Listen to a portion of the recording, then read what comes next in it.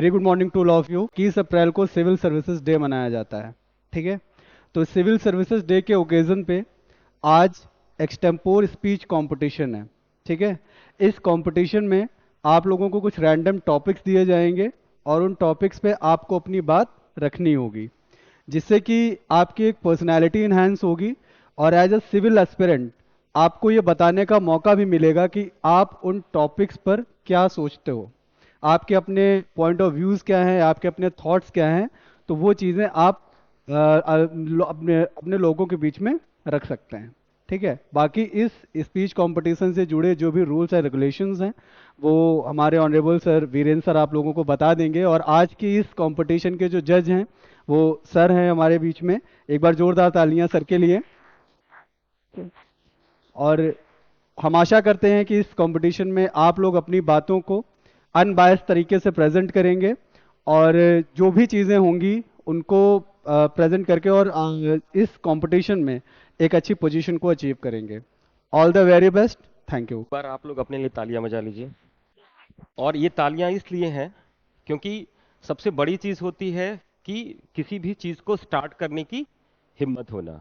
ठीक है, आज देखिए तीनों बैचेस को एक साथ बुलाया गया था, लेकिन जैसे ही मौका मिला वैसे ही गायब। क्यों गायब हुए? इसका मतलब यही है कि जाहिर सी बात है कि अभी जैसे अतुल सर ने आप लोग को बताया कि 21 अप्रैल को सिविल सर्विसेज डे बनाया जाता है, ठीक है। और ये नेशनल एनुअल डे है, ठीक है।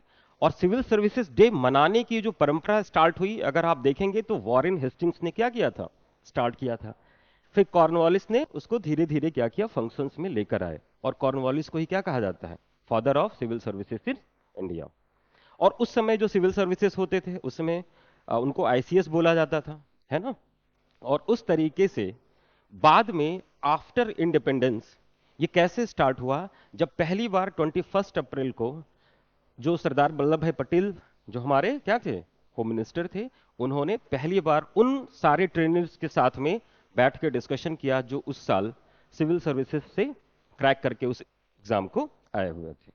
और वहीं से फिर ये परंपरा क्या हुई, स्टार्ट हुई। और उसी स्पीच में सरदार वल्लभ भाई पटेल जी ने एक लाइन बोली थी, और वो लाइन बहुत इंपॉर्टेंट है आप लोगों के लिए।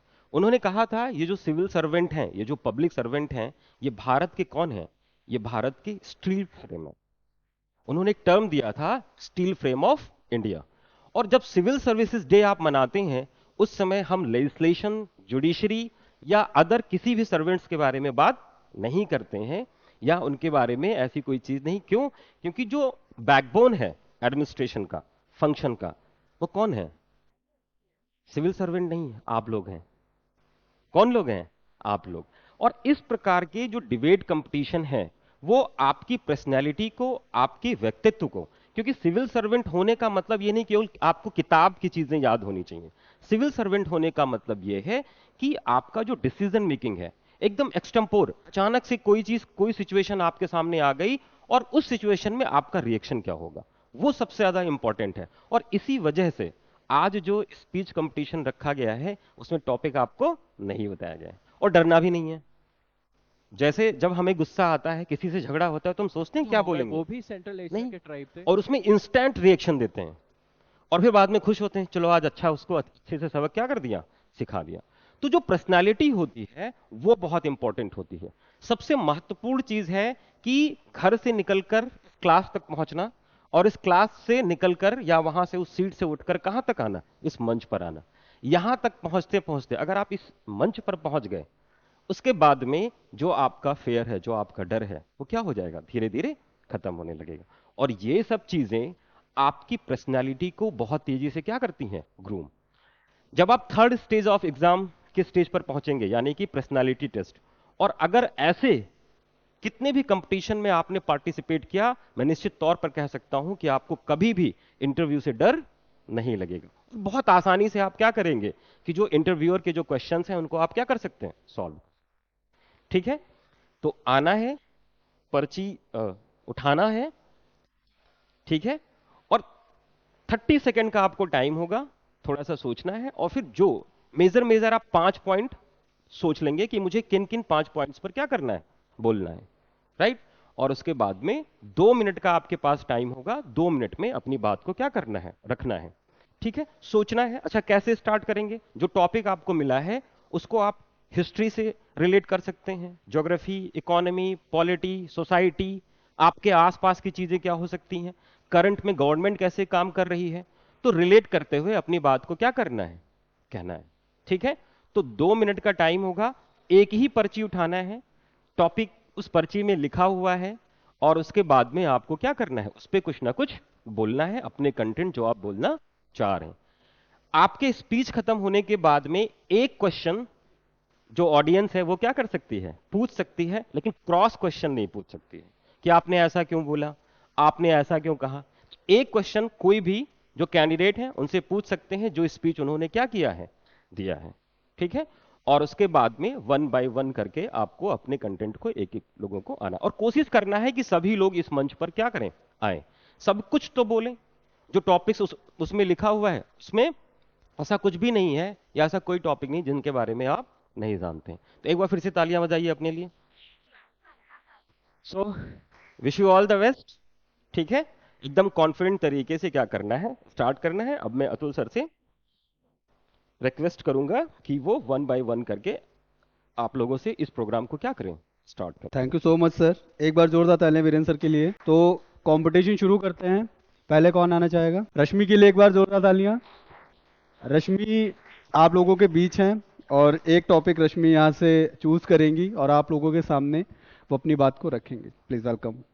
रश्मि ने टॉपिक चूज किया है भारत में बेरोजगारी की समस्या और निवारण के उपाय, यानी कि जो अनएम्प्लॉयमेंट को लेके प्रॉब्लम है इंडिया में वो क्या है और इसके सॉल्यूशंस क्या हो सकते हैं, तो इन चीज़ों पर वो अपनी बात रखेंगी।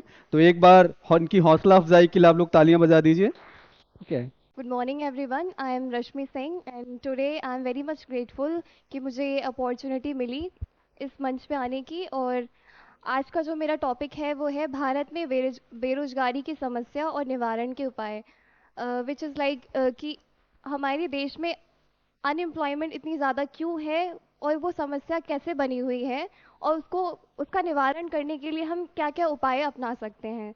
सबसे पहले बेरोजगारी मतलब ऐसे लोग जो काम करना चाहते हैं लेकिन उनको उनकी क्षमता के अनुसार उनको काम नहीं मिल रहा है। बेरोजगारी कई प्रकार की हो सकती है, जैसे कि डिस्गाइज अनएम्प्लॉयमेंट और अपनी क्वालिफिकेशन के अनुसार ना मिल पाना। जैसे कि कोई इंसान अगर वो ओवर क्वालिफाइड है लेकिन उसको उसके अकॉर्डिंग अपनी जॉब नहीं मिल पा रही है, तो वो और बेरोजगारी के कई हम आगे बढ़ के बेरोजगारी को कई तरीकों से उसका निवारण कर सकते हैं। जैसे कि आजकल का यूथ हम जैसे कि देखते हैं कि सबको जॉब चाहिए, हर कोई जॉब करना चाहता है, बट इसके विपरीत जाके अगर हम खुद एक नए स्टार्टअप्स करें, जैसे कि आजकल हमारे यूथ्स निकल के आ रहे हैं जो कि स्टार्टअप्स में बिलीव करते हैं, जो कि ना खुद अपने लिए नई नई जॉब्स क्रिएट कर रहे हैं बल्कि दूसरों के लिए भी जॉब्स क्रिएट कर रहे हैं। तो ये कहीं ना कहीं हमारे देश के लिए काफ़ी बेनिफिशियरी हो सकता है कि वो नई नई जॉब क्रिएट कर रहे हैं औरों के लिए, ना कि खुद के लिए भी। थैंक यू सो मच रश्मि। आपने बेरोजगारी की समस्या को बताया, उसके निवारण के क्या उपाय हो सकते हैं, वो चीज़ें आप लोगों के सामने रखी गई। जैसा कि आपने स्टार्टअप्स की बात की, तो आज के इस एरा में स्टार्टअप्स और एंटरप्रेन्योरशिप इन चीज़ों को बहुत ज़्यादा प्रमोट किया जा रहा है और गवर्नमेंट भी इस चीज़ के लिए इनिशिएटिव्स लेकर आ रही है। और मे बी कि ज़रूरी होता है कि आज के युग में आप रोज़गार पाने से ज़्यादा रोज़गार देने वाले बने, और जब आप रोज़गार देने वाले बनते हैं तो आप कई चेहरों पर एक उम्मीद लाते हैं कि आगे वो देश हित में और राज्य हित में एक अच्छा काम जो है वो करेंगे। तो थैंक यू सो मच इस चीज़ के लिए। और बाकी आप लोगों के जो सजेशंस हैं तो आप लोग चाहें तो वो दे सकते हैं। ठीक है, next candidate please. Nancy please come. एक बार जोरदार तालियां। नैन्सी का टॉपिक है सामाजिक आर्थिक असमानता, सोशियो इकोनॉमिक इनइक्वालिटी, यानी कि समाज के में और सामाजिक तौर पर आर्थिक तौर पर जो असमानता आज के समय में हम फेस कर रहे हैं उसके बारे में टॉपिक है। नैन्सी आप लोगों के सामने अपनी बात रखेंगी, so give a big round of applause for the Nancy. Hello everyone, I am Nancy Yadav. और आज का टॉपिक है ये सामाजिक आर्थिक असमानता। सामाजिक आर्थिक असमानता का मतलब ये है कि हम किसी भी उसमें देख सकते हैं, जैसे कि बेरोजगारी है और शिक्षा है। इन सब में सब जैसे कि शहरों में और गांव में ऐसा होता है कि जैसे कि लड़कियों को पढ़ने नहीं भेजा जाता है, और लड़कों को माना जाता है कि ये हमें पढ़ाएंगे तो हमारे मतलब भविष्य में काम आएंगे, लेकिन लड़कियों को ऐसा नहीं माना जाता है। क्यों नहीं माना जाता है? क्योंकि लड़कियों की जिम्मेदारी और उनकी सुरक्षा ये कौन करेगा। तो इससे भी है, और इस पर आर्थिक का मतलब आर्थिक असमानता इसलिए है क्योंकि जैसे कि हर कोई रोजगार नहीं कर रहा है। Thank you so much Nancy. आपने सोशियो इकोनॉमिक इनइक्वालिटी के बारे में बात रखी। जैसा कि आपने बोला कि एक सोशल इनसिक्योरिटी रहती है लोगों को, जैसे हम रूरल एरियाज में देखें तो गर्ल्स को एजुकेशन जैसी ये बेसिक नेसेसिटी जो है, जो मूलभूत ज़रूरतें हैं, उनको पूरी नहीं हो पाती हैं, जिससे कि वो आगे समाज में बढ़ सकती हैं और सामाजिक उत्तरदायित्वों को पूरा कर सकती हैं। एक सोशल इनसिक्योरिटी जो बड़ा एक इशू रहता है, और इकोनॉमिक इनइक्वालिटी के आधार पर भी हम लोगों को भेदभाव देखने को मिलता है। ठीक है, बड़े छोटे इन सब चीज़ों का एक तबका जो है वो सामाजिक आधार पे बटा हुआ है। तो इन चीज़ों को लेकर के हम आए दिन कहीं ना कहीं चीज़ों को फेस करते रहते हैं। तो ये बहुत बड़ा इशू है आज के टाइम पर, एंड आई होप दैट कि on the occasion of the civil services day आप लोग जब कभी आईएएस अधिकारी बनेंगे, सिविल सर्वेंट बनेंगे, तो इस इनइक्वालिटी को मेंटेन करेंगे। ठीक है, और एक सामाजिक आर्थिक समानता को सुनिश्चित करने की पूरी कोशिश करेंगे। Thank you so much Nancy. और अब अगला कौन सा कैंडिडेट है? Karan, Himanshu. So please give a big round of applause for the Himanshu. Himanshu का टॉपिक है भारत की G20 की अध्यक्षता के मायने क्या हैं। ठीक है, इंडिया की अभी जो G20 प्रेसिडेंसी हुई है, हिमांशु का टॉपिक है आपके आदर्श व्यक्तित्व या महापुरुष, कि आप किसको अपना एक आइडल पर्सनालिटी मानते हैं अपनी लाइफ में, उस पर आपको अपनी बात रखनी है। तो हिमांशु आपके सामने हैं और ये अपनी बातों को आपके सामने रखेंगे, तो प्लीज नर्वस मत होइए। आपके पास में 1 मिनट का टाइम है, आप आराम से चीज़ों को सोच सकते हैं, उसके बाद में बात प्रेजेंट कर सकते हैं। और अगर किसी को कोई क्रॉस क्वेश्चन करना है तो इनकी बात खत्म होने के बाद में आप वो क्वेश्चन कर सकते हैं, लेकिन एक ही क्वेश्चन अलाउड है, काउंटर क्रॉस क्वेश्चन अलाउड नहीं होगा। ठीक है, थैंक यू। एक बार जोरदार तालियां हिमांशु के लिए। Good morning to all of you. Good morning sir, good morning ma'am. Today my topic is आपके आदर्श व्यक्तित्व महापुरुष। जैसा कि आजकल हम अपनी रोजमर्रा की जिंदगी में देख रहे हैं, हर किसी का कोई ना कोई एक महापुरुष या आदर्श व्यक्तित्व है। जैसे कि हम लोग आज के समय में महापुरुष में सबसे पहले अगर हम किसी को देखते हैं तो वो हमारे श्री राम को देखते हैं आज के समय में, क्योंकि उन जैसा महापुरुष शायद हमें आगे देखने को ना ही मिले। महापुरुष सिर्फ एक वर्ड ही नहीं है। जब अयोध्या छोड़ी तो माता के बोलने के बाद भी उनके चेहरे की एक मुस्कुराहट उन्हें दिखाती कि वो महापुरुष है। जब उन पे इतने संकट आ पड़े थे, लेकिन तब भी उनके चेहरे की एक मुस्कुराहट ने दिखाया कि हाँ वो महापुरुष थे।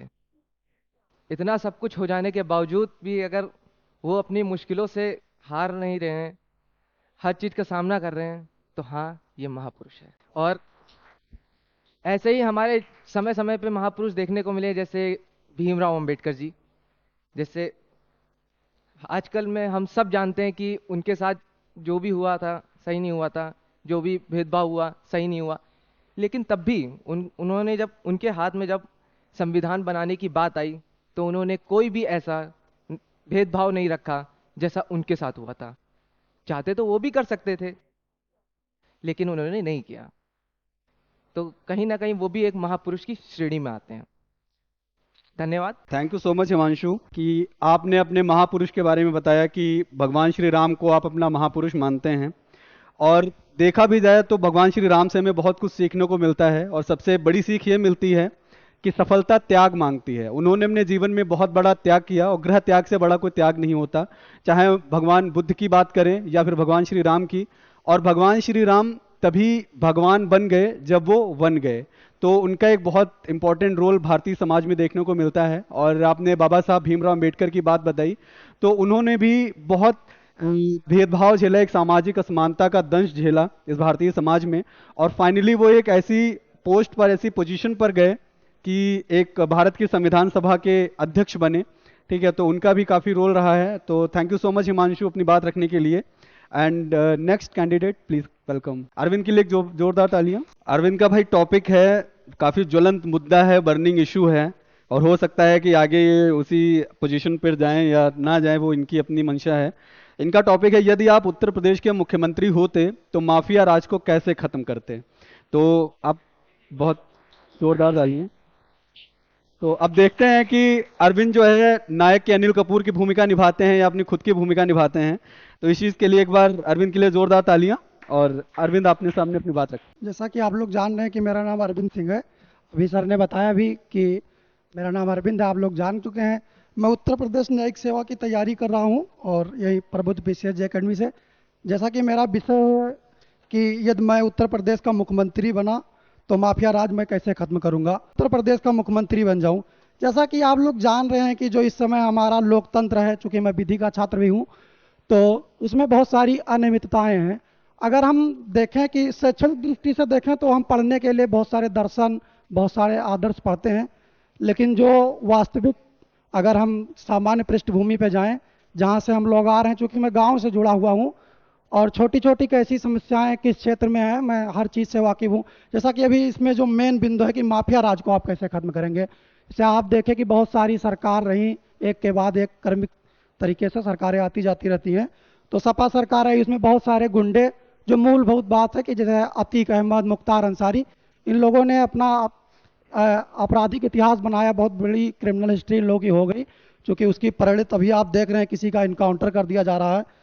तो एक माफिया राज को खत्म करने का एक सीधा सा तरीका है कि जो भी चीज़ें होती हैं, जो मुख्यमंत्री के पद पे बैठा हुआ है उसकी बहुत बड़ी पावर होती है और वो अपने जो उसको पावर कन्फर की गई होती है, चूंकि उसके पास एक अथॉरिटी होती है, उसके अंडर में डिस्ट्रिक्ट मजिस्ट्रेट्स हैं, जिला अधिकारी जिनको कहते हैं, कि वो लोग काम करते हैं और वो नियम बना सकते हैं। और बहुत सारे लोग, हम लोगों जैसे बुद्धिजीवी वर्ग, उनके साथ काम करता है, उनको चीज़ें बताता है कि आप कैसे कैसे करेंगे, जो समस्याएं हैं उनको उनके निवारण के लिए।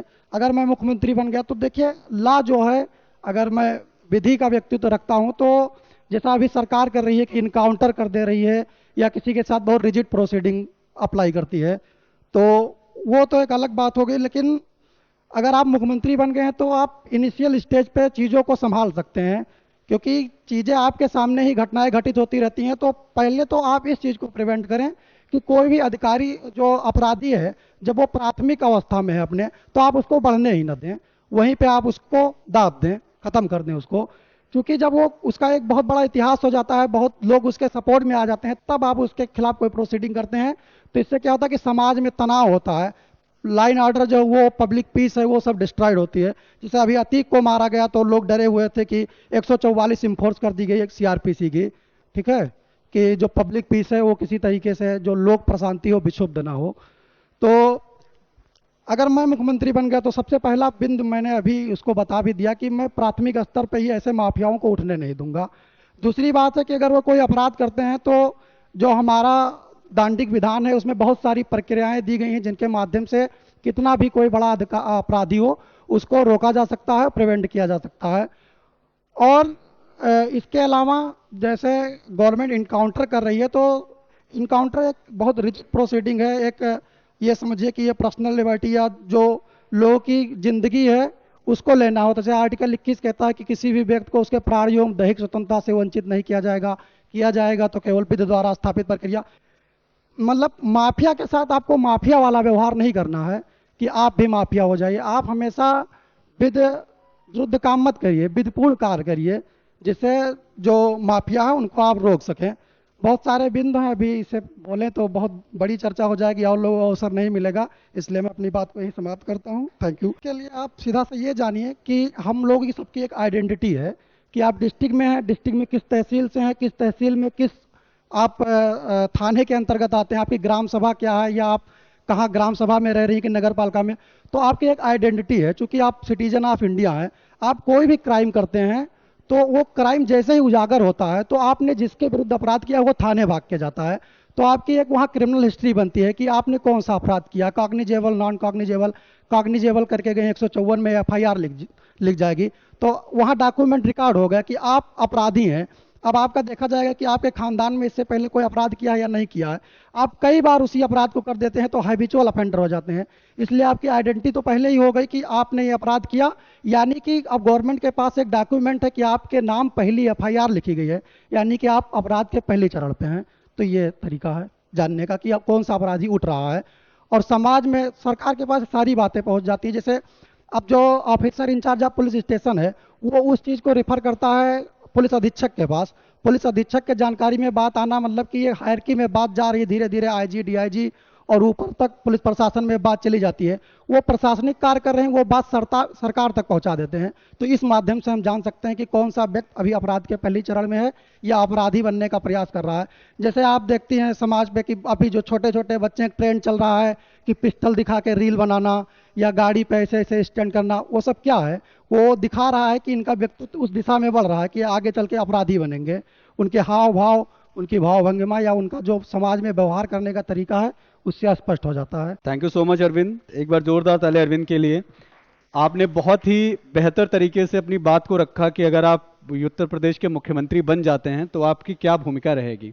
और ज़रूरी भी है कि आप भारत के एक संवैधानिक पद को सुशोभित कर रहे हैं।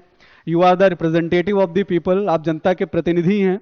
तो जनता की दैहिक स्वतंत्रता, उनकी व्यक्तिगत स्वतंत्रता की रक्षा करना आपकी नैतिक जिम्मेदारी बन जाती है।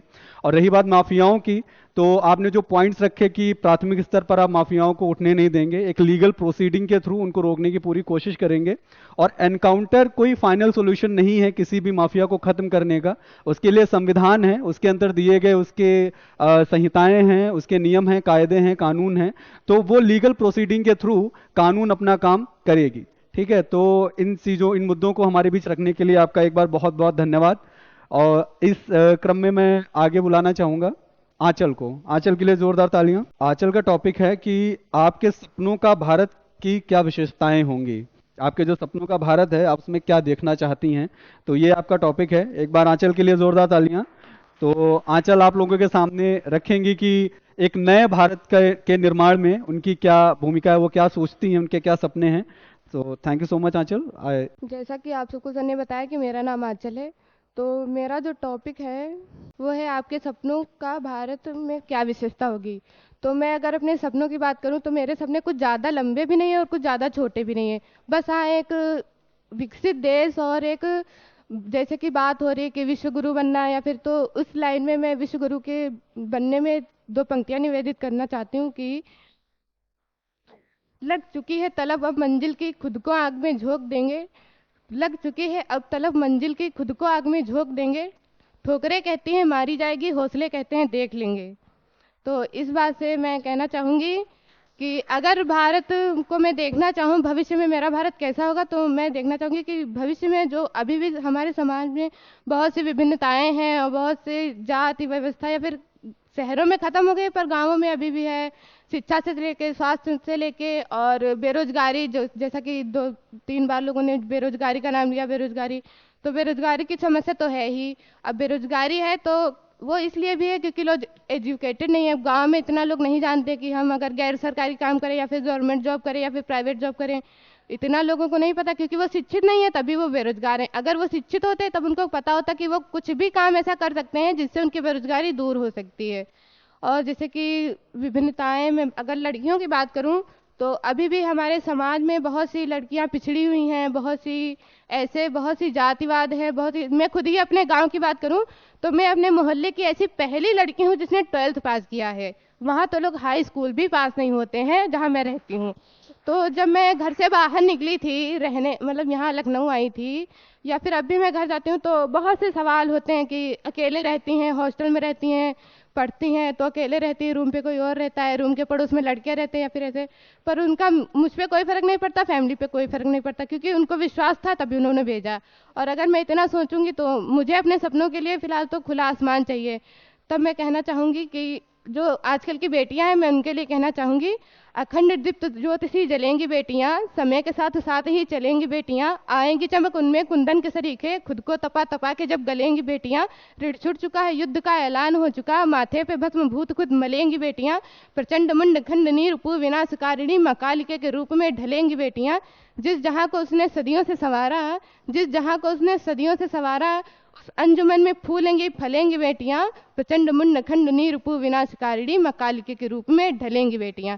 अगर मैं बात करूं आर्थिक असमानताएं, तो आर्थिक असमानताएं भी हमारे समाज में बहुत है विद्यमान है कि जो बड़े लोग होते हैं वो छोटे लोगों को समझते ही नहीं है।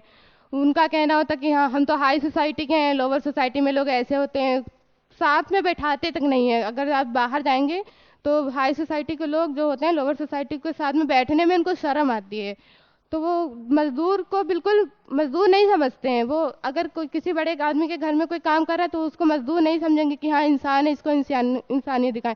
वो पता नहीं इसको क्या समझते हैं। तो मैं मजदूरों पे भी 2 लाइनें कहना चाहूँगी कि मजदूर को मजदूर समझिए मजबूर नहीं, मजदूर को मजदूर समझिए मजबूर नहीं, गरीब को काम दीजिए दान नहीं। अगर आप दान देने के इच्छुक हैं तो जीते जी रक्तदान दीजिए, मरने के बाद अंग दान देके मरते हुए को जीवन दान दीजिए।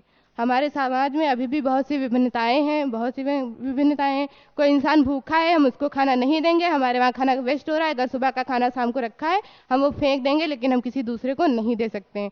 यही सब हमारे समाज ऐसा समाज है, तो यही कारण है कि हम पिछड़े हुए हैं। अगर हमारे समाज से विभिन्नताएं दूर हो जाएं, ये जो असमानताएं हैं ये दूर हो जाएं, तो वो दिन दूर नहीं होगा जब हम विश्वगुरु बन जाएंगे। थैंक यू सो मच आंचल। जैसा कि आपने बताया कि कौन से मतलब स्ट्रगल्स आपने देखे हैं, and you are the only one कि आपने अपने गांव से पहली ऐसी लड़की हैं जिन्होंने 12th पास किया है।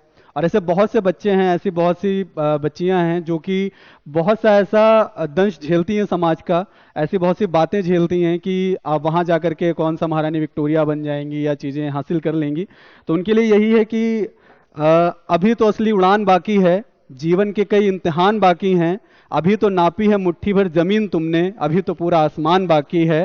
तो आगे इसी जोश और इसी उम्मीद के साथ लगे रहिए, और समाज जो बातें बनाता है उस समाज को बातें बनाने दीजिए, क्योंकि अगर हम उनके बारे में सोचेंगे कि जो हमारे बारे में सोचते हैं, अगर हम भी उनके बारे में सोचेंगे तो लोग क्या सोचेंगे।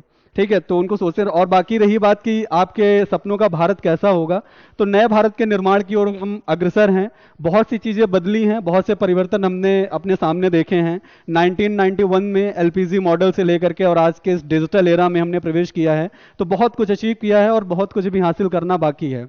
और on the occasion of the civil services day, जब आप आईएएस ऑफिसर बनेंगे, ग्राउंड लेवल पर जाकर के काम करेंगे, तो आप एक नए भारत की पटकथा जरूर लिखेंगे।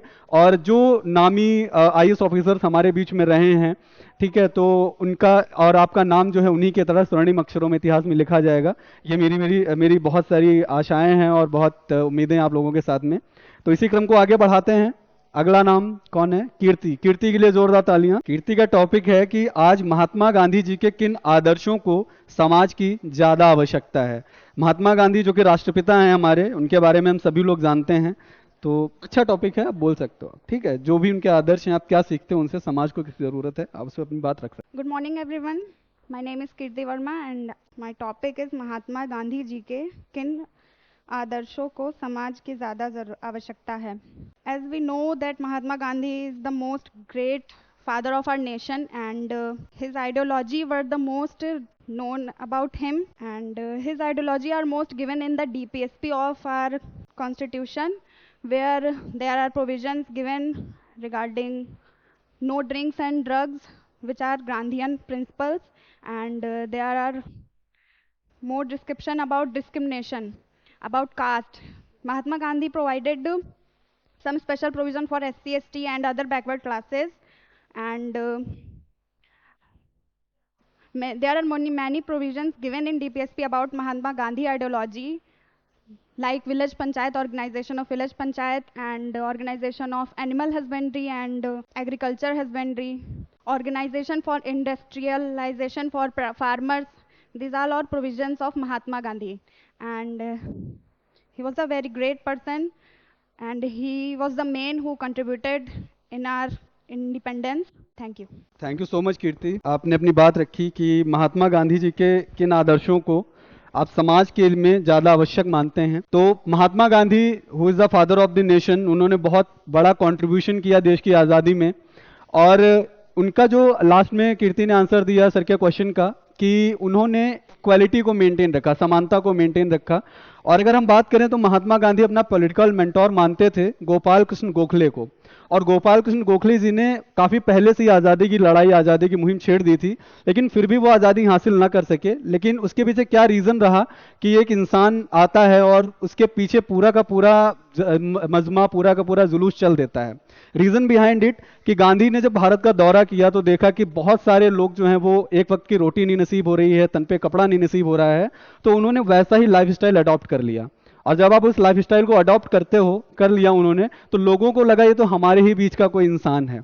और उसके बाद उन्होंने जो कहा लोगों ने वो किया, और बिना किसी हिंसा के उन्होंने देश को आज़ादी दिलाई। विंस्टन चर्चिल ने अपमानजनक बातें भी महात्मा गांधी के बारे में कही और कहा कि वो अर्धनग्न फकीर है, और अगर भारत में अंग्रेजों को किसी से खतरा है तो उसी आधे नंगे फकीर से खतरा है।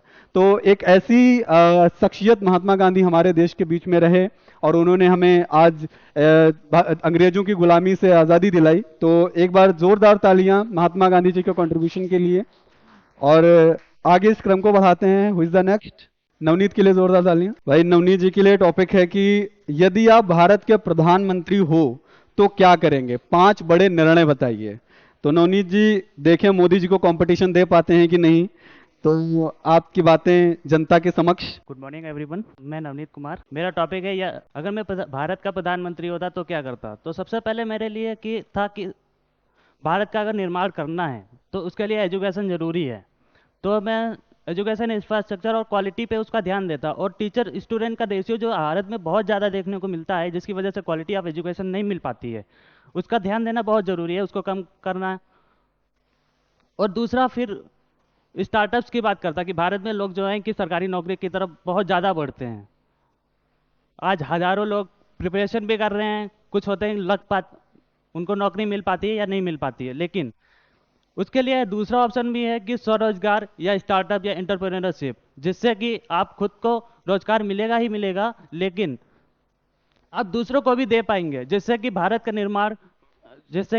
विश्व में अच्छे स्तर का निर्माण कर पाएगा। और तीसरा है कि हेल्थ पे बात करना चाहूँगा। तो मेरा जो प्राइमरी सेक्टर है जहाँ पे कि हेल्थ अच्छा नहीं हुआ है, वहाँ पे मैं हेल्थ को अच्छा करना चाहूँगा। जैसे कि मैटरनिटी रिलेटेड प्रॉब्लम होती है कि उसमें काफ़ी होता है कि सुविधाएं नहीं मिल पाती हैं सही टाइम पे, जिससे कि माँ और उसके होने वाले बच्चे को भी दोनों को खतरा रहता है। समानता के लिए भी बात करना चाहूँगा कि समानता, जैसे कि वुमेन्स हैं कि उनको इक्वल अपॉर्चुनिटी नहीं मिल पाती है, जैसे कि वो अपनी समाज में बात को रख पाएँ या स्वतंत्र रूप से किसी बात को कह पाएँ, जिससे कि उनका भारत में भविष्य। लेकिन इसके लिए मैं इक्वलिटी लाने के लिए कुछ उनकी वुमेन्स की एजुकेशन और सिक्योरिटी पे ज़्यादा ध्यान देना चाहूँगा। और भारत के लिए इंटरनेशनल सिक्योरिटी, जैसे कि भारत जो है चीन की सीमा से, पाकिस्तान की सीमा से घिरा हुआ है, और इधर से बांग्लादेश भी है, जैसे कि टेररिस्ट अटैक और इंटरनल इंसर्जेंसी होती है, तो उससे बचने के लिए कड़े रूल्स बनाने होंगे। Thank you so much Navneet, आपने अपने पॉइंट्स रखे कि अगर आप भारत के प्रधानमंत्री हो जाएंगे तो क्या करेंगे। तो जाहिर सी है बात है, अगर प्रधानमंत्री नहीं होते हैं तो कोई बात नहीं है, भारत की नीति निर्माण में आपकी भूमिका सुनिश्चित होगी बतौर एक IAS अधिकारी के रूप में।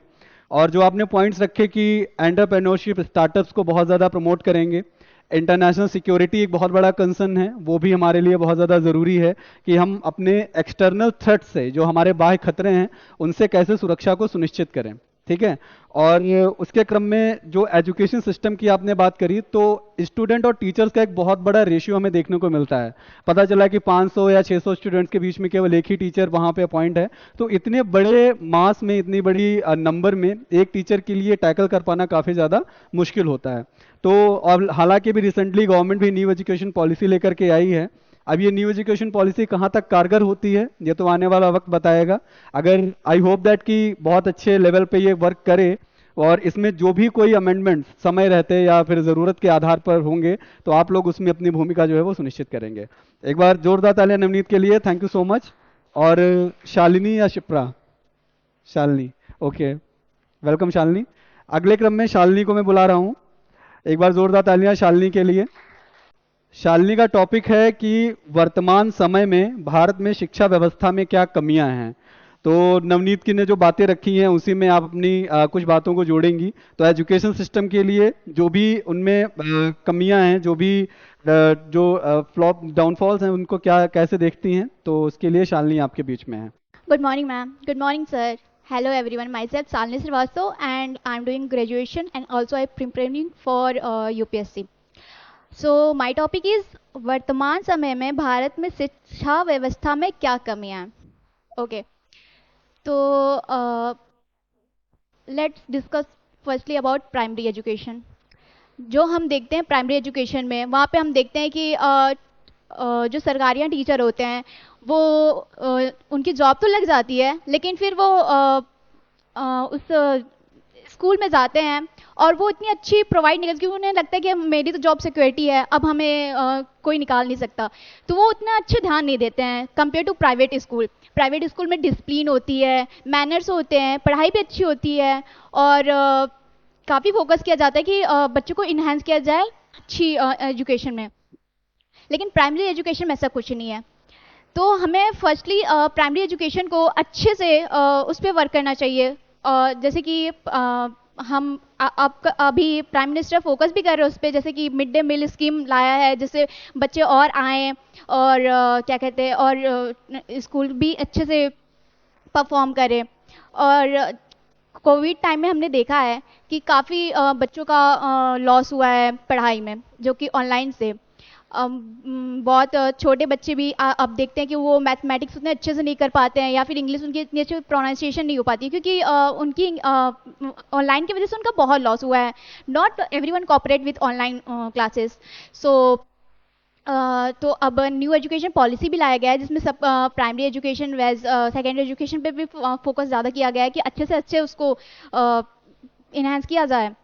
हाई स्कूल में अब जैसे कि स्किल डेवलपमेंट भी फोकस किया जाता है, जैसे कि स्पोर्ट्स भी लाए गए जिससे बच्चे एक्स्ट्रा करिकुलम में भी पार्टिसिपेट ले सकें। और इस आजकल न्यू एजुकेशन पॉलिसी में आप लोग जानते भी होंगे कि अब ऐसा नहीं है कि आप सिर्फ साइंस ले सकते हो 11th में या 12th में, अब ऐसा हो सकता है कि आप साइंस के साथ आर्ट्स भी ले सकते हो, कॉमर्स भी ले सकते हो। पहले ऐसा नहीं था, हमारे टाइम हमें सिर्फ साइंस में था तो साइंस ही ले सकते थे, आर्ट्स था तो आर्ट्स ही ले सकते थे, लेकिन ऐसा अब कुछ नहीं है, आप अपने इंटरेस्ट के हिसाब से कुछ भी ले सकते हो।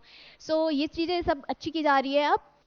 So thank you so much Shalini, thank you so much sir and ma'am. तो एजुकेशन सिस्टम पे बात हुई और ज़रूरी भी है, कमियां बहुत ज़्यादा हैं। हम लोग शुरू से पढ़ते आ रहे हैं तो फैमिली का भी एक प्रेशर रहता है कि मार्क्स अच्छे लेके आओ। अगर मार्क्स अच्छे आएंगे तो सोसाइटी में नाम होगा, हम फलाने रिश्तेदार के यहाँ जाएंगे बोलेंगे बेटे ने इतने % मार्क्स गेन किए। लेकिन मार्क्स की वैल्यू क्या है कि अगर आप प्रैक्टिकली चीज़ों को समझ नहीं पा रहे हैं। और सिविल सर्विसेज में भी प्रैक्टिकल नॉलेज का और प्रैक्टिकल अप्रोच का बहुत बड़ा रोल होता है। आप बुक्स पढ़ रहे हैं, ठीक है, अच्छी बात है, पढ़िए, लेकिन उन बुक से आप सीख क्या रहे हैं। तो आफ्टर बिकमिंग अ ब्यूरोक्रेट, एक IAS ऑफिसर बनने के बाद में आप उसको प्रैक्टिकली इंप्लीमेंट कैसे करेंगे। हिस्ट्री पढ़ने का क्या रोल है? हिस्ट्री पढ़ने का रोल यही है कि एंशंट में या मेडिवल मॉडर्न हिस्ट्री में जो चीज़ें हुई हैं, जो इंसिडेंट्स हुए हैं, उनसे आपने क्या सीखा और मॉडर्न कॉन्टेक्स्ट में आप उसको कैसे इंप्लीमेंट कर रहे हैं। हड़प्पा सिविलाइजेशन में हम टाउन प्लानिंग पढ़ते हैं, तो टाउन प्लानिंग को हमें कोरिलेट करना है आज की स्मार्ट सिटीज के साथ में कि हम उनमें वो चीजें कैसे इंप्लीमेंट कर सकते हैं। So this is the necessity to study for the all the subjects. तो ये ज़रूरी है और ये सिविल सर्वेंट बनने के बाद में आपको इन्हीं चीज़ों को प्रैक्टिकली इंप्लीमेंट करना होगा। लेकिन हमारे साथ क्या होता है कि हम रट्टाफिकेशन में ज़्यादा बिलीव करते हैं। हमको लगता है हमारे पास में बहुत ज़्यादा नॉलेज होगा, हम 4 लोगों के बाद में अपनी बुकिश नॉलेज प्रेजेंट करेंगे तो लोगों को लगेगा कि हम बहुत नॉलेजेबल पर्सन हैं, लेकिन उसका इम्प्लीमेंटेशन कहाँ तक हो रहा है ये बहुत ज़्यादा ज़रूरी है। ठीक है, तो आई होप कि आप लोग प्रैक्टिकल अप्रोच पे काम करेंगे। थोड़ा अभी से कोई देर नहीं हुई है, शुरुआत है। एक्स्ट्रा करिकुलम एक्टिविटीज़ में खुद को इन्वॉल्व करेंगे, जैसे आज ही हम देख रहे हैं।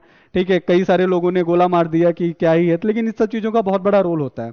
और रिसेंट डेज में गवर्नमेंट भी इनिशिएटिव्स ला रही है, यूथ पार्लियामेंट के लिए गवर्नमेंट बहुत ज़्यादा प्रमोट कर रही है। ठीक है, एंड मन की बात हमारे प्राइम मिनिस्टर जी बच्चों के साथ में करते हैं, तो एग्जाम के टाइम पे जो प्रेशर्स होते हैं उनको उससे कैसे ओवरकम हुआ जाए, तो वो चीज़ें हैं। ठीक है, तो इन सब चीज़ों में जब भी कभी मौका मिले तो आप लोग पार्टिसिपेट करिए, ज़रूरी भी है, क्योंकि आप एक भावी नागरिक, अच्छे नागरिक होने वाले हैं देश के लिए। एंड इस क्रम में आगे बढ़ते हैं और अगला है नाम शिप्रा। शिप्रा के लिए बार जोरदार तालियां। महिला होने के नाते खुशी भी आ गई चेहरे पर कि महिला सुरक्षा से संबंधित चुनौतियां क्या हैं, आज के संदर्भ में। तो शिप्रा आपके सामने है अपनी बातों को प्रेजेंट करने के लिए। इनकी हौसला अफजाई के लिए एक बार तालियां बजा दीजिए। Good morning everyone. आदरणीय वीरेन सर, पल्लवी मैम, मेरा नाम शिप्रा सिंह है, मैं आकार IAS की छात्रा हूँ। आज मेरा टॉपिक है महिला सुरक्षा से संबंधित सुरक्षा चुनौतियाँ। पहली बात तो हमें ये सोचना चाहिए कि ये टॉपिक ही क्यों आया, ऐसा क्यों है कि हमें इस टॉपिक को लाने की ज़रूरत पड़ी कि महिला सुरक्षा से संबंधित चुनौतियाँ। हम ऐसा हमारे समाज में क्यों ना हो जाए कि हमें इस टॉपिक को लाने की ज़रूरत ही ना पड़े। आया है तो हम इस पर बात भी करते हैं कि महिला सुरक्षा से संबंधित क्या चुनौतियाँ हो सकती हैं।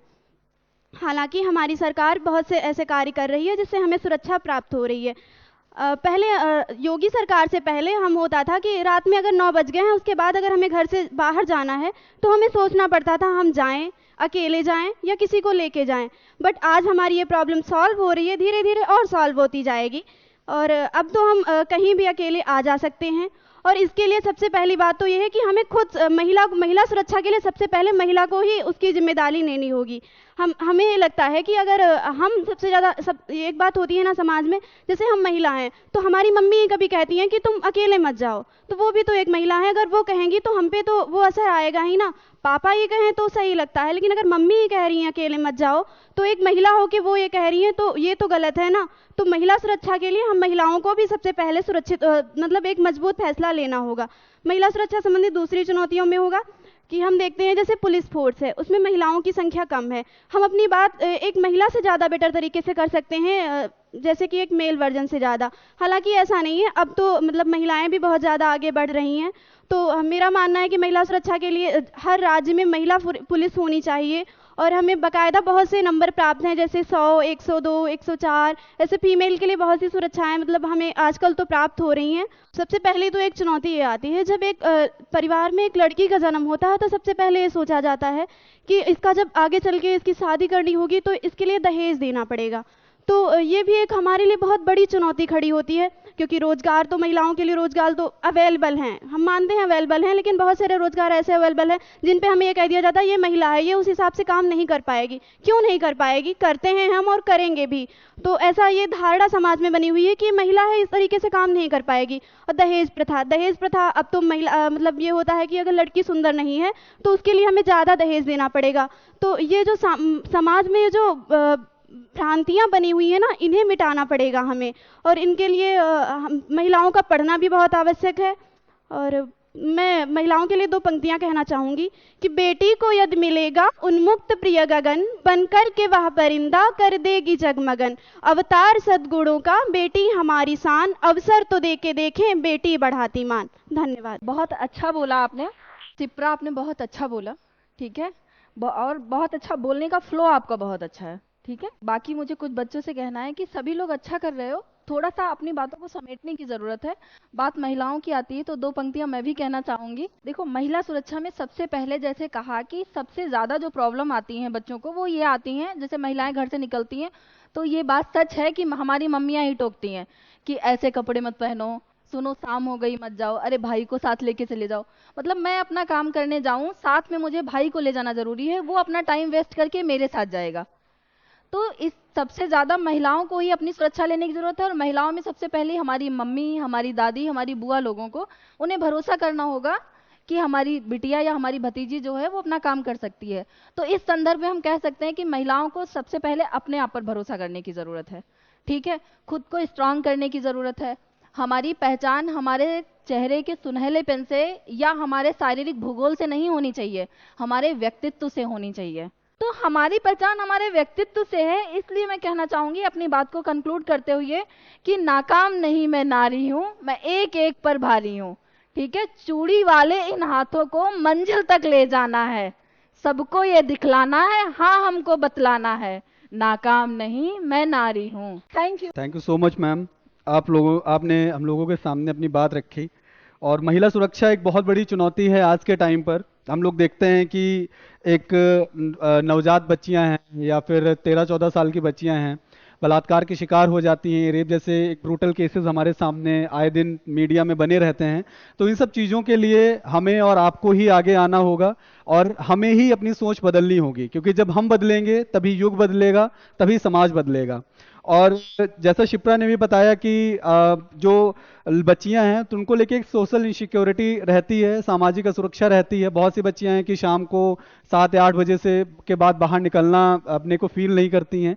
रूरल एरियाज में कम देखने को मिलता है, सॉरी अर्बन एरियाज में कम देखने को मिलता है, बट अगर ग्रामीण पृष्ठभूमि में देखें तो ये बहुत बड़ा समस्या का विषय आज भी बना हुआ है।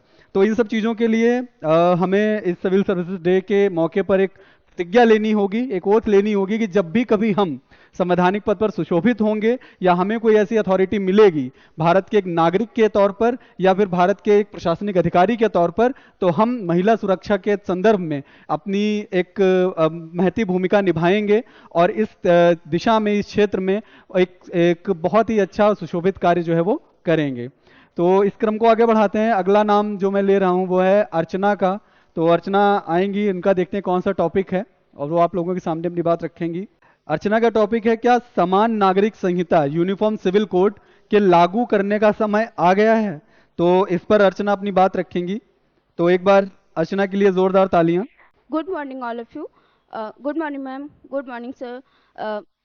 मेरा टॉपिक है, क्या समान नागरिक संहिता को लागू करने का समय आ गया है? हाँ कह सकते हैं, लेकिन अभी हम लोग इंडिया के जो लोग मेंबर हैं वो अभी इतने पूर्ण शिक्षित नहीं हुए हैं। इसीलिए मैं कहना चाहूँगी कि अभी ये समान नागरिक संहिता अभी कुछ टाइम के लिए ठीक नहीं है मेरे हिसाब से, क्योंकि अगर इसको लागू कर देंगे तो जो गांव के लोग हैं वो पूरी तरह से, महिलाएं ये सोच लीजिए कि अभी पूरी तरह से पढ़ी लिखी या फिर वो इस समझने के लायक नहीं हुई है कि समान नागरिक संहिता क्यों लागू कर दी जाए। किस लिए मतलब हम लोगों को चाहिए कि जैसे अभी काम को ही लेके देखा जाए तो नहीं, ये नहीं हो सकता है कि लोगों में बंटवारा है काम को लेके। तो घर के मेंबर जो होते हैं वो कहते हैं कि हम लोगों को, लड़कियां जो हम हैं वो काम अपना अलग देखती हैं और जो पुरुष होते हैं वो अपना काम अलग देखते हैं। तो समान नागरिक संहिता अभी कुछ ठीक नहीं है। फिर भी अगर गवर्नमेंट बहुत सारे इनिशिएटिव ऐसे चला रही है कि जिससे लोगों को समान नागरिकता मिल सकती है, मतलब समान नागरिक संहिता लाई जा सकती है।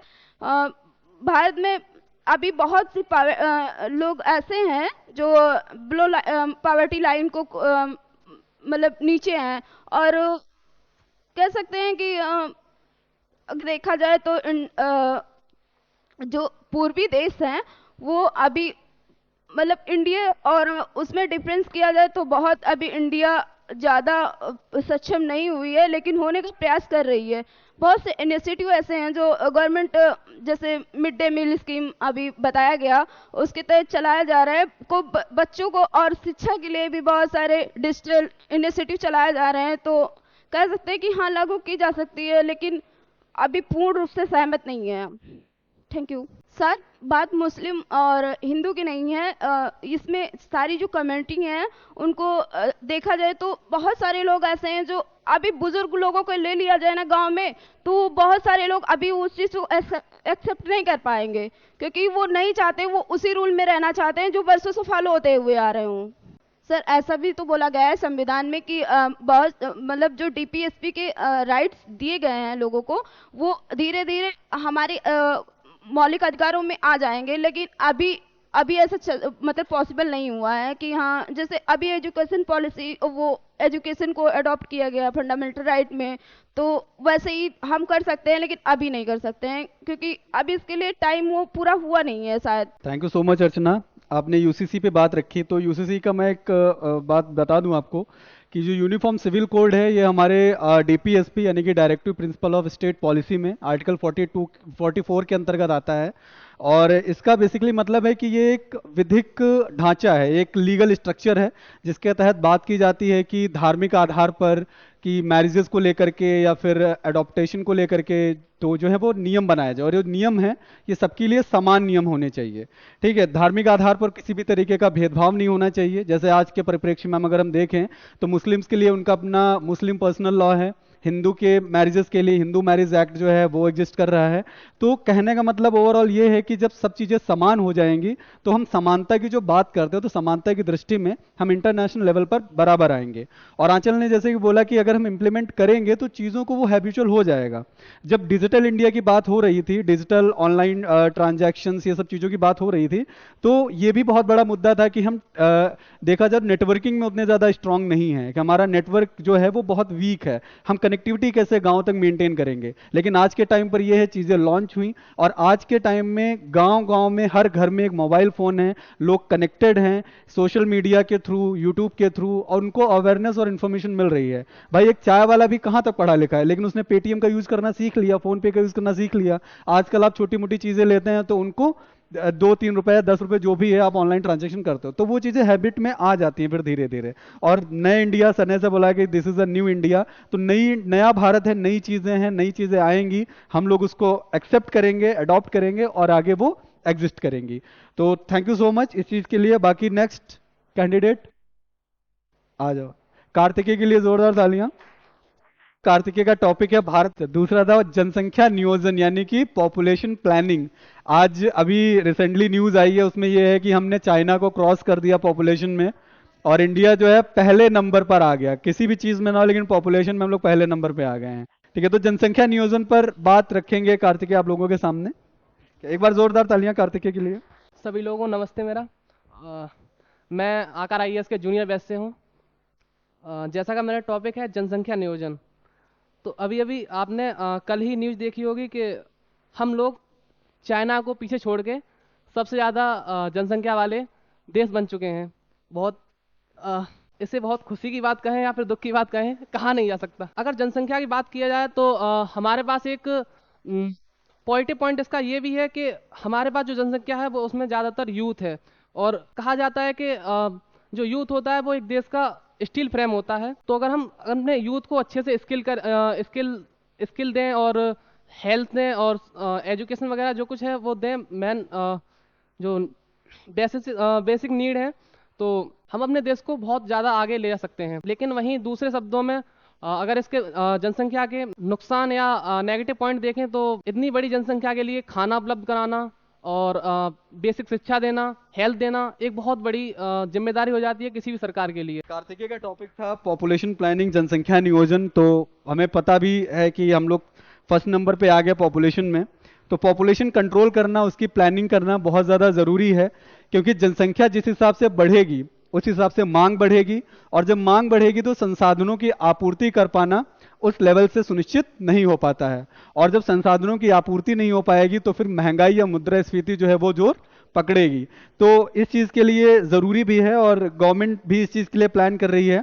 तो उसके लिए ज़्यादा ज़रूरी ये है कि किताबों में या फाइलों में प्लानिंग करने के बजाय उनको ग्राउंड लेवल पे इम्प्लीमेंट किया जाना चाहिए, क्योंकि आज भी बहुत सारी ऐसी आबादी है, बहुत बड़ी ऐसी पॉपुलेशन है जो कि अवेयर नहीं है, जागरूक नहीं है फैमिली प्लानिंग के लिए, परिवार नियोजन के लिए। लेकिन योजनाएं और बातें तो कई सालों से, कई दशकों से होती चली आ रही हैं। तो इसलिए हमारी भी भूमिका है बतौर भारतीय नागरिक कि हम लोगों तक से मिलें, उनको फैमिली प्लानिंग के बारे में जागरूक करें, और ताकि अब जो एक जनसंख्या विस्फोट वाली सिचुएशन आने वाली है तो उससे हम निजात पा सके। आप लोग भी एक्सपीरियंस करते होंगे, आप रास्ते में चलते हैं, सड़कें इतनी चौड़ी हैं लेकिन फिर भी हमारे कंधे एक दूसरे से टकरा जाते हैं। रीजन बिहाइंड इट कि भौगोलिक एरिया उतना ही है, ठीक है, लेकिन हम लोग बढ़ते चले जा रहे हैं। तो उस चीज पे भी हमें आगे काम करना होगा।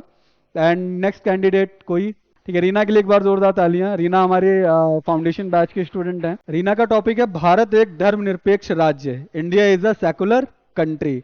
तो इस पर रीना आप लोगों के साथ अपनी बात रखेंगी। एक बार जोरदार तालियां रीना के लिए। Good morning ma'am and good morning everyone. मेरा नाम रीना है। हमारा भारत एक धर्मनिरपेक्ष राष्ट्र है। यहाँ पे बहुत से धर्म हैं, काफी सारे, उनमें आज तक भी विभिन्नताएं हैं।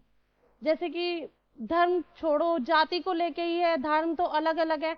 जो मुस्लिम लोग हैं, हिंदू लोग हैं, पारसी, ये सब लोग अलग अलग कम्युनिटीज से हैं और सब में अलग अलग उन्हें उनके पर्सनल लॉज भी मिले हुए हैं, जो कि हम, जैसे कि अभी बात हुई थी सिविल कोड की, तो हम किसी के भी पर्सनल लॉज को इंटरफेयर नहीं कर सकते, क्योंकि ये एक धर्म के खिलाफ हो जाएगा।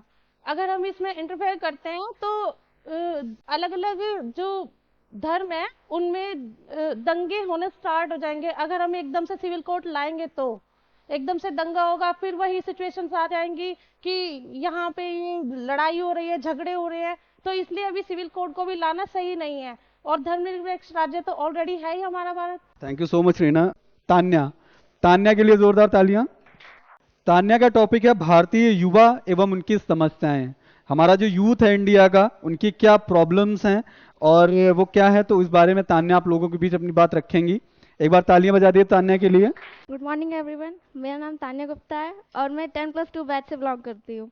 अब आज का मेरा टॉपिक है भारतीय युवा एवं उनकी समस्या। जैसे हम सब जानते हैं कि हम सब लोग यूथ से ही बिलोंग करते हैं और आजकल में अगर पॉपुलेशन को देखी जाए तो फिर उसमें भी सिर्फ अधिकतर सब युवा ही हैं और उनको बहुत ज़्यादा ज़रूरत है कि हम लोग अपनी पॉपुलेशन को भी कंट्रोल करें और उनको जो एजुकेशन और जो हेल्थ है वो सब प्रोवाइड करवा सके।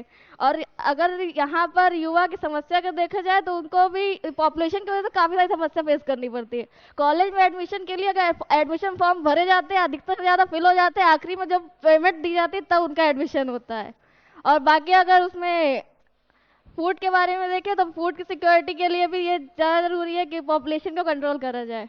सर प्रॉब्लम्स के बारे में अगर बात करें तो यहाँ पर गर्ल्स और बॉयज़ दोनों को प्रॉब्लम फेस करनी पड़ती है, पर गर्ल्स को ज़्यादा प्रॉब्लम फेस करनी पड़ती है। जैसे अगर कोई गर्ल्स अगर ऑटो में बैठी है, अगर कोई सामने से उसको देख ले तो वो लड़की अपने कपड़े सही करने सबसे पहले लगती है कि वो देख किस तरह से रहा है।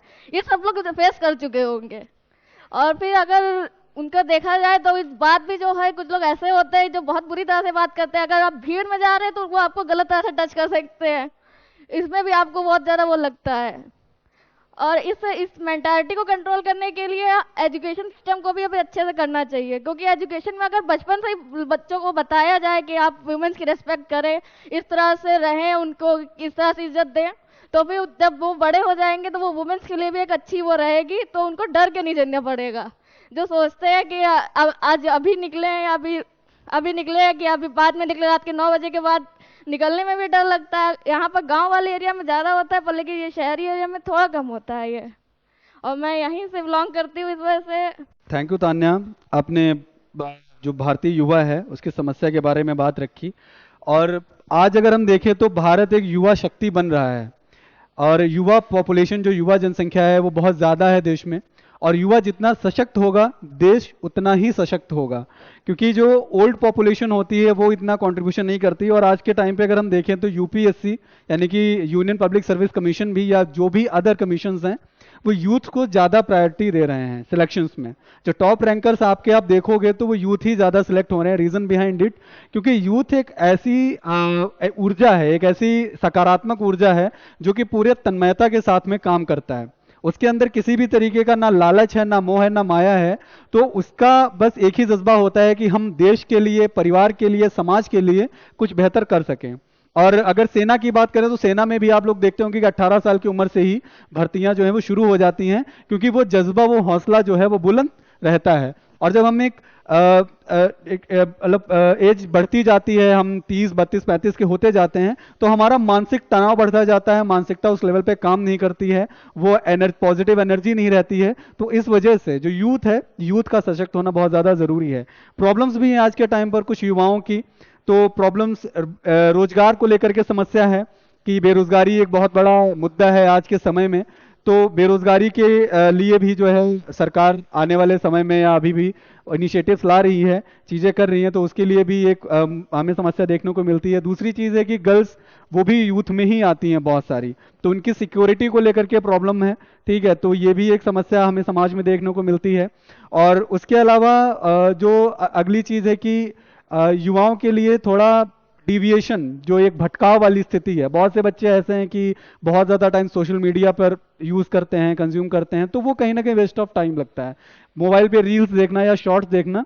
तो अगर आप उसमें अपना करियर बनाना चाहते हैं, if you want to become a YouTuber, तो आपके लिए सही है, बेहतर है कि एक एंटरप्रेन्योरशिप का ये भी एक जरिया, एक प्लेटफॉर्म है, आप उसके लिए कर सकते हैं। लेकिन अगर बिना किसी उद्देश्य के, without any objective, you are spending the too much time on the social media and the YouTube, तो it is not a good thing.